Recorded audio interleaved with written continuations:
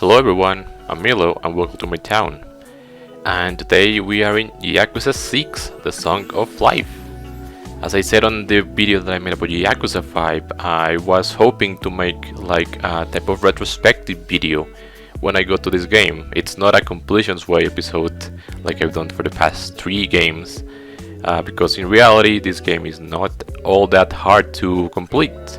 There's a few hard things, but nothing that I would really say that's guide worthy in the type of thing that I like to do.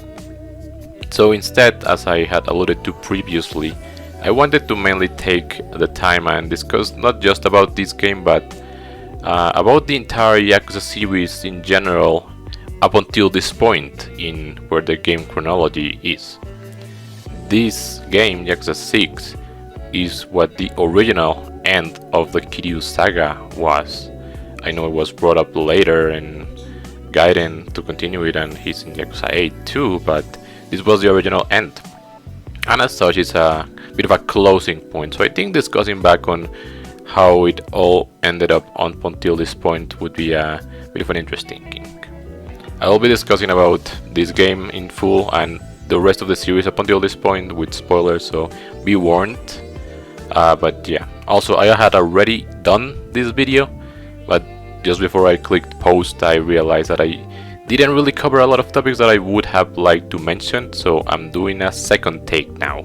Hopefully I'm able to do stuff more concise and actually talk what I really wanted to mention. So yeah, let's begin. Let's begin just about talking about Yakuza 6 in general. One of the big things that one can say about this game is that it's using a brand new engine. They call it the Dragon engine. It's a little bit different from what they had been using prior to this point, and it's what they've been using ever since for all of the games that came afterwards. So with it comes its ups and downs. Like, I think there's a very general consensus that for this game, and also for Kiwami too, to a degree, the people don't really enjoy the combat all that much.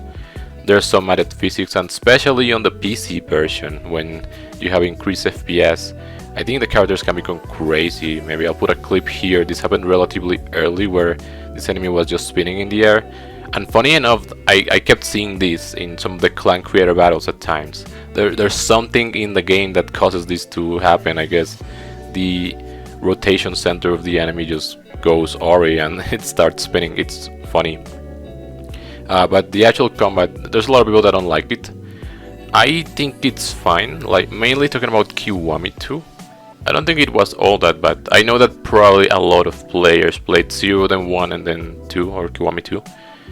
And, you know, going from like the 4 changeable styles to whatever Kiwami 2 has.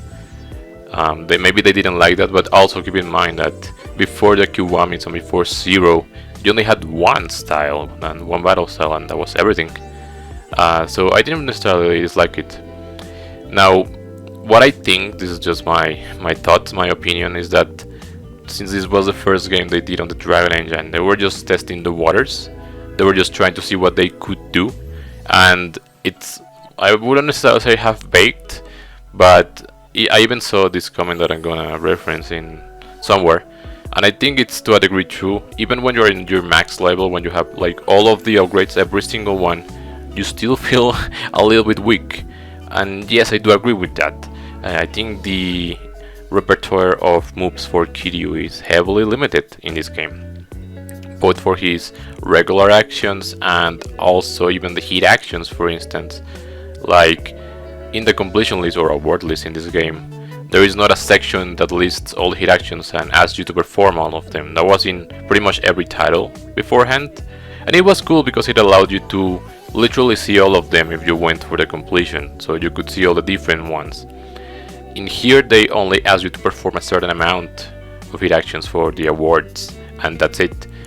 And I feel there's a lot of them that were like really classic in every game, and they're just not here for some reason. There's some that, yeah, like classic ones, like, you know, an enemy being on the ground. There's no hit action from when an enemy is in the ground and you can like stomp on him. It's a little bit weird. I will mention too that there was like the degree of how hit actions, I wouldn't say they're ignored, but I think they may be sidetracked in this game. to a degree. There was one hit action. I don't remember which it was, but it was either when I was like very close to finishing my premium adventure, so everything before Legend Run, or in the Legend Run itself, I performed a hit action that I had not done prior. Like 100 hours into the game, I made a new one.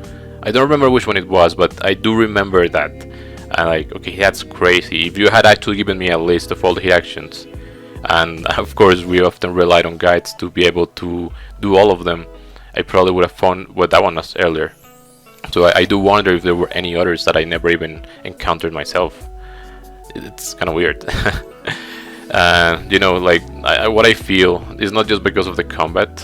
Some other stuff, I think this was like their first time testing the waters in this game, and then when they made Kiwami 2, which from release to release it's only 1 year. I don't know how much was it in between the releases of both games, sorry, the development, but if there was only 1 year between the releases, you would have to assume that they were probably working on them in parallel. And I think whatever they did on 6 was just the foundation, and they polished it a lot in Kiwami 2. Like, for example, there is no weapons in this game. There are some weapons that enemies carry and items in the ground, like in all of the games, but there are no weapons that you can carry. And all of them only had 3 uses, which makes them really, really, well, not useless, but they don't last for anything. Only 3 uses. Now Kiwami 2 of course does have weapons. I don't really understand what their choice was for not having weapons in this game, but oh well. And you know, it's a little bit funny because again they did those 2 games, and then the next game that came out was Yakuza 7, which was an RPG now. It wasn't a brawler like the previous ones. So like, I don't know where all that went.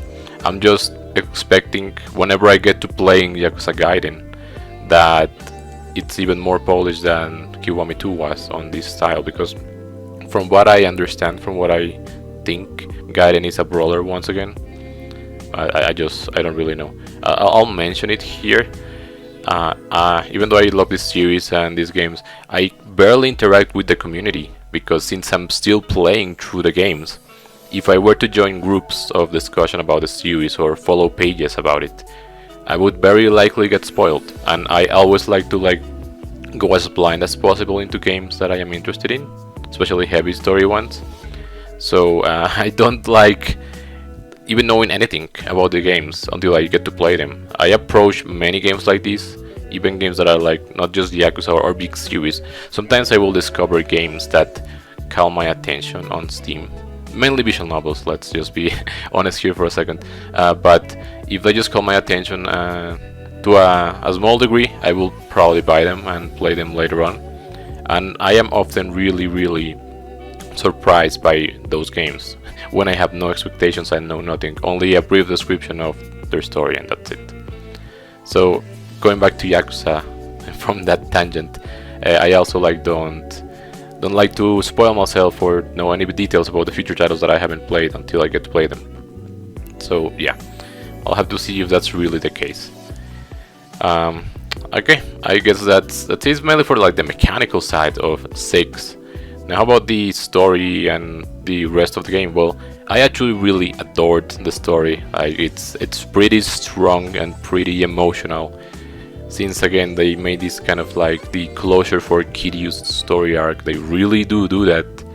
There's a lot of stuff that really hits home, like they're threatening, you know, the people that Kiryu cares for, his friends, his family. And in the end of the game, he ends up feigning his death to protect them so that they could continue to live on and not have to bear the burden of being related to him and therefore being subject to being threatened. And you know, that's bittersweet and sad, because Kiryu doesn't even get to be happy in the end. I mean, to a degree, but it would have been best for him, or ideally he would have wanted to be able to live peacefully with his loved ones, and he's not able to do that. But there's a lot of emotion, and you know, it harkens back to Haruka. This is one of the things that I didn't mention on my original take. That's why I wanted to do it. It's always about Haruka. Most of the series relies around her, you know. And I remember when I said on my last video that I was browsing that Yakuza wiki and I saw that there was no Haruka's request section for 6, and I was saying, I don't know if that's really true or why is the case. After playing the game, I see why now, because Haruka is not, she's unconscious for most of the game, and then when she got back, even in Premium Adventure, it would not make sense to put her. You know, when you talk about Premium Adventure, sometimes in the popular guides that you read around, they often describe it as like the true post game, because you get to wrap up anything, and it's kind of like after everything's done, you can take care of any loose ends. And that's true for most of the games. I guess the one exception where you can say not really was 3, because Rikia was there, because he has sub-stories regarding him. And so they wouldn't lock out people from doing them if Rikia wasn't there because he died. Now also that was interesting because you would think that probably an important character like him wouldn't die because he was needed for sub-stories, but he was actually killed in the game. So I guess that's the little one that makes no sense. For most of the other ones, until 4, I would say that Premium Adventure really is kind of like a real post-game, a true post-game. But then, even 5 originally, it would have been like that. But then when you take 6 into consideration, it negates Premium Adventure 5 to have potentially been canon, because Kiryu was actually on the hospital and subsequently got sent to jail. Therefore, he couldn't have been back to hang out with everyone else and even do Haruka's requests in 5. So that would mean that in most of the other games, Premium Adventure could be considered canon to a degree. Whereas in 5 after 6, both the 5 Premium Adventure cannot be canon, and by extension the 6 Premium Adventure cannot be canon at all, either. I just found it like as an interesting thing, because again, when playing through these games, that's how I considered them, that's how I envisioned Premium Adventure being. The canon post-game where everything is done, the story is done, and you can continue doing any loose ends like sub-stories, minigames, whatever. Like, that made sense to a degree. But 6 not only negates the one for 5, but also, due to its ending, cannot allow for the one from 6 to be canonical. I just thought it was an interesting piece of thing to mention. Anyway, so as I was saying that I did enjoy the story.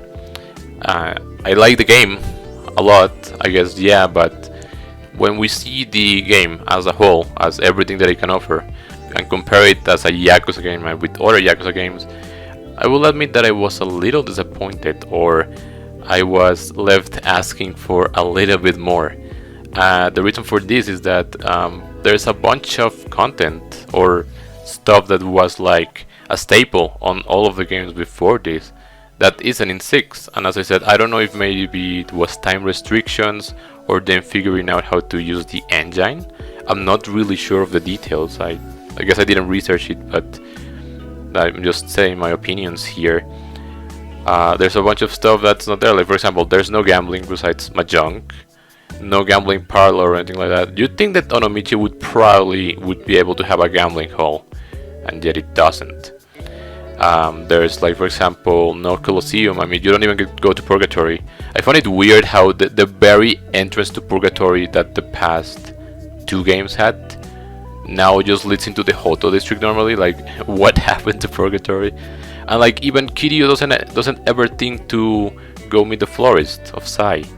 He's the information guy. He's the one who could have probably told her about Haruka if he know anything. I guess they didn't mention him at all. It's kind of weird.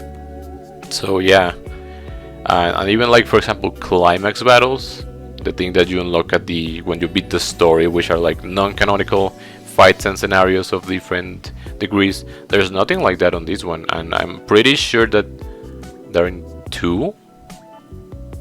Okay, I just went to check. I think 2 doesn't actually have climax battles, but the closest things to it are the bouncer missions, which is where you fight like the hardest amongst actually. So I guess to a degree it does, but there's nothing like the sort in this game. Again, a little bit of stuff that is in the other ones, you take it as granted, and then it's not in this one, so it feels a little weird.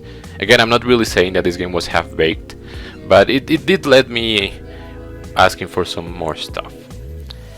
Like, for example, the Kamurocho map being locked up. I wouldn't. It's not half of it, but a good chunk of it. The entirety of the part that leads to Kamurocho Hills, the former West Park, and the Champions District are just locked up when you begin the game and you see, oh, they're under construction.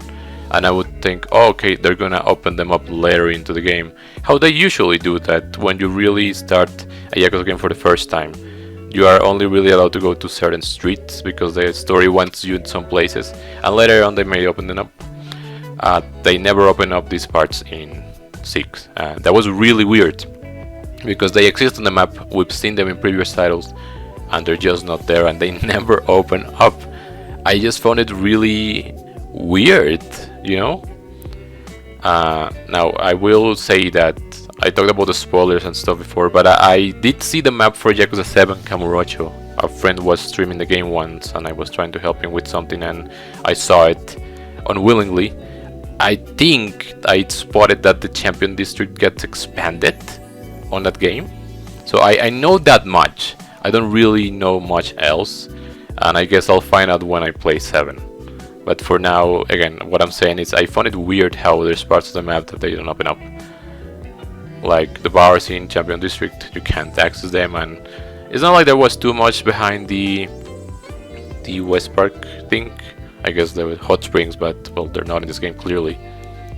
So yeah, I mean, kind of a weird thing. On that side, when mentioning Onomichi, I did like the whole vibe that Onomichi had. I liked how it's like it doesn't even have facilities like most of the other cities in the other games, where it's not like they try to copy Kamurocho, but they have a lot of the same facilities that Kamurocho had. Whereas Onomichi, you just have very few stores. It doesn't really have attractions. It has some of its own, but it's like a laid-back town that has its own thing and tells its own story. And of course, we have a lot of events there. But I actually did really enjoy the vibe in Onomichi and a lot of the sub-stories in there. They were very, very cool. Okay, that's enough about 6. I wanted to do like a small throwback thinking to some of the older games, but I'll use a small connector to it. Another thing that I did dislike in this game is that for completion specifically, there are certain things that are just nothing but pointless grinding for the sake of them being there that I didn't really like. And like there was nothing like this in any of the previous games, but in this game you have to do like the hostesses, for example. You need an excellent in the hostesses 30 times. But if you want to like get the most information out of a hostess and just see all the different reactions that they have while you're doing their main progression and the hostess minigame, you should probably try to ask them a whole bunch of different questions, and you are not really comboing or worrying about what the reaction may be. At least that's how I got through it. So when I finished all the 5 hostesses, I only had like 13 or 14 out of the required 30 excellent sessions. So I had to like do that again, and it was a little bit annoying just repeating. Another one, the fishing minigame. They want you to reach level 10 on that thing, which is it only just improves your HP, your oxygen gauge. But that thing, I think it takes like 3.5 hours just by comparing the average point that you can get on the last stage, which is the one that gives the most. You just straight up have to play that stage is 5 minutes if you like do it very, very well and optimized. And you have to repeat that again for like about 50 times, so that takes like 2.5 to 3 hours in total. It's really annoying and it can get a little bit boring. I split that in like 2 sessions when I did it, but again, it's another thing that's just pointless grinding just for the sake of it. Another one, you have to win 100 battles in Clan Creator, but there are only 32 main missions, and there are some event ones that rotate like every day, every real day. But the point is you need to win 100, so you need to play a lot. Now I was reading that certain event matches you could do fast, but there's also another achievement that is like get a member to max level, which is 99. And for me the easiest way to do that was to replay the hardest level. That way I got plays, I got money if I wanted to buy stuff, and I got my units to level up. And I just replayed that for about 70 times because again there's 32 main missions, so you have to play around 70 of something else just to win. That was a little bit more interesting than the fishing at the very least. I think there's some other tasks like that, But like again, as I said, most of the other games they do not ask anything remotely close to this. Like, let me just do like the comparison right now. In Zero, I don't think I really had to grind for anything besides grinding my junk, because that was mainly because I didn't know how to play. But also I believe the CPU cheated a lot when I played Zero in my junk, so I had to grind a bunch just to get it done. But I was also like learning how to play. In Kiwami 1, I actually had to grind for money because one of the completion list items is own 100 different weapons. Now I looked it up. There is 103 unique weapons in the base game. The golden pistol counts as an extra one. And then there's 4 weapons that you can get from DLC from Babutsu no Miya. So that makes 107 total. The thing is, some of the weapons in the base game, they are like really expensive, either by a lot of Colosseum points, or you can buy them on the pawn store in Ebisu, but they're really expensive. So in order to get to that 100 weapon limit, for one, the ones that are like DLC, they do count towards the number, and even the golden pistol too. They're not in the actual in-game list, but they count towards the number. And I think I just had to buy the cheapest weapons from the Ebisu pawn that I could do, and only there I got to those 100 weapons, and there were still some that were more expensive. And the other ones, I think there's 2 that you need to win the tournaments for Shogi and Mahjong, and these are the tournaments where you start at like position number 30 and you need to get to 1. Only by doing that you get some weapons in that game, and I was not gonna do that. It was like not gonna happen, so I did have to grind on that. In Kiwami 2, I cannot recall if I had to grind for anything. I don't think so. Now in 3, in 3 it was for the 30 million yen for Harika's requests. Like, yeah, that's a hell of a grind. In 4, I don't recall. I don't really think I had to grind for anything. And in 5, my grinding was just because I couldn't beat the Colosseum Sakiyama, so I had to play a lot. But it's only that. It's not like it actually had to perform a lot of tasks like this. That's why I'm saying 6 having these many pointless tasks was kind of annoying, really. Thinking back on that Colosseum thing, I also wanted to share like the most difficult things that I think what I had to do in this game. So like Zero, when you really think about it, when I really think about it, I don't really think Zero is that difficult in terms of performing stuff. It's just that there's a lot. There's a lot of mini games, there's a lot of things, that you have 2 full cities. So a lot of activities, yes. Still 5 is even bigger, but overall, like, they're not incredibly difficult. I guess it's more the volume, and again, if that's your first Yakuza, you could be quite overwhelmed, but it's not actually all that bad. In Kiwami 1, oh my god, I still have nightmares about this one. The hardest thing for me was the goddamn truck section on Legendary difficulty. The reason? When you're in Legendary, they increase the health or defense or whatever of the enemies in this section, and it's actually quite hard. It's way tougher. And the annoying part is, since in Legend you have no retries, if you lose on this section, you have to replay from the last time you saved. And do you know when that is? It's before you go to the Laukalong restaurant, so there's like a bunch of enemies that you have to go through. I don't remember if you fight Laukalong, I don't remember right now, but you have to replay that entire restaurant segment before you're allowed back into the truck segment. And then if you fail it, congratulations, you have to do all over again. I remember that when I was doing my Legend run for this game, I began it playing on like a Sunday, something like that, afternoon most likely. And I got stuck on the truck because I kept failing. I played during the night of the following Monday, next day, and I think only on the Tuesday I finally got it. But Jesus, that was so annoying. I think the trick is that you have to actually aim a little bit higher from like the heads of the enemies and not on the actual heads where, you know, it would make more sense. Once I did finally learn that, then my attempts were better and I did eventually succeed, of course. But that was an actual nightmare. Like, that was the one time where Legend difficulty was difficult for me in these games. You know, it's funny talking about the Legend thing, because in 6, going back to the main topic of the video, for some reason you are actually allowed to retry on Legend mode. I thought that was the main thing, because in almost every other game, besides, you know, the Legend truck, I never really felt like there was any difficulty change between hard and legend in other Yakuza games, so I thought it was always just a retry thing. But yeah, in 6 I died when you're in the island where they take Haruto, the Koreans, towards the end of the game. And I died to an explosive barrel that I triggered, I think. It was a miscalculation on my side. And I was like, oh my god, I have to replay this entire segment. But no, turns out they just let you retry. So even if you're low health in 6 playing Legend, you can just die and recover your health again. It's kind of a weird thing that I managed to notice, but oh well.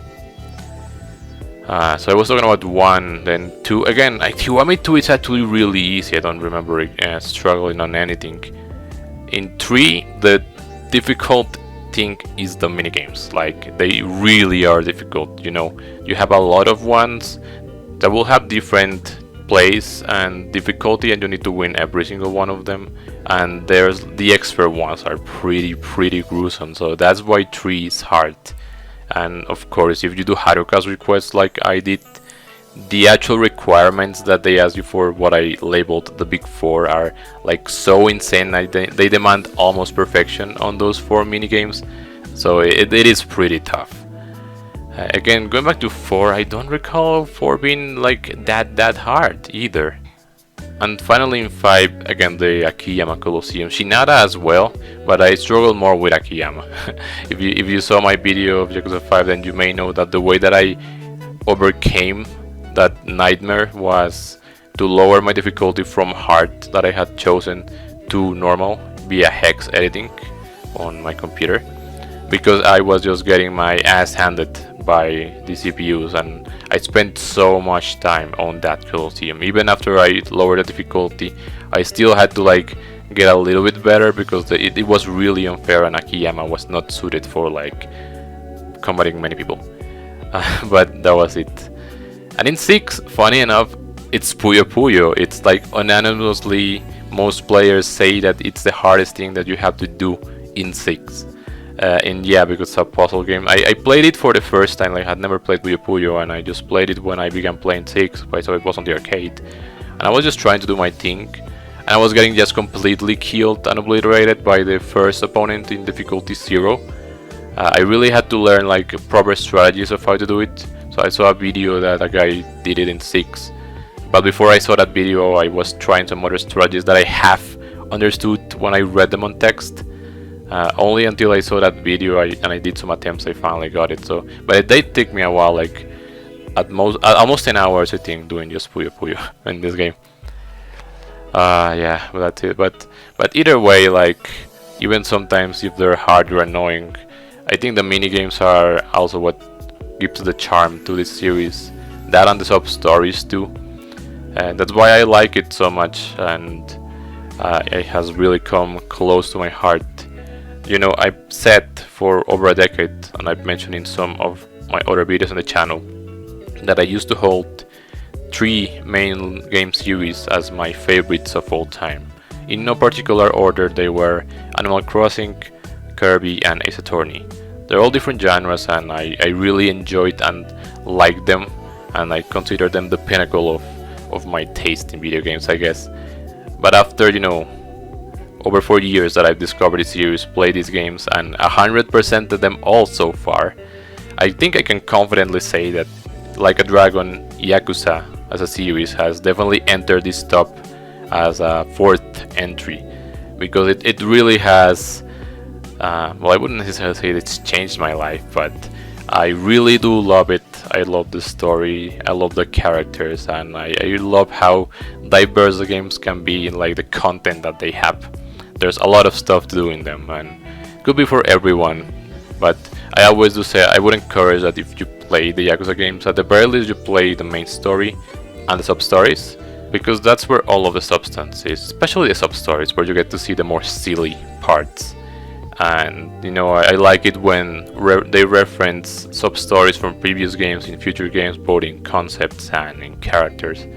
I really like that about the series, and it makes this world feel even more lively. I mean, it wasn't just enough that they make cities that are like almost exact replicas of what they're based on in real life, but they also have this sense of conjoined world that keeps evolving and growing.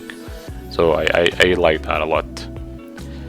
Anyway, we've reached the 30-minute mark, so I think I should be wrapping it up. I played these 7 games, Yakuza 0 through 6, and 100%ed all of them, and loved them, and all of that stuff.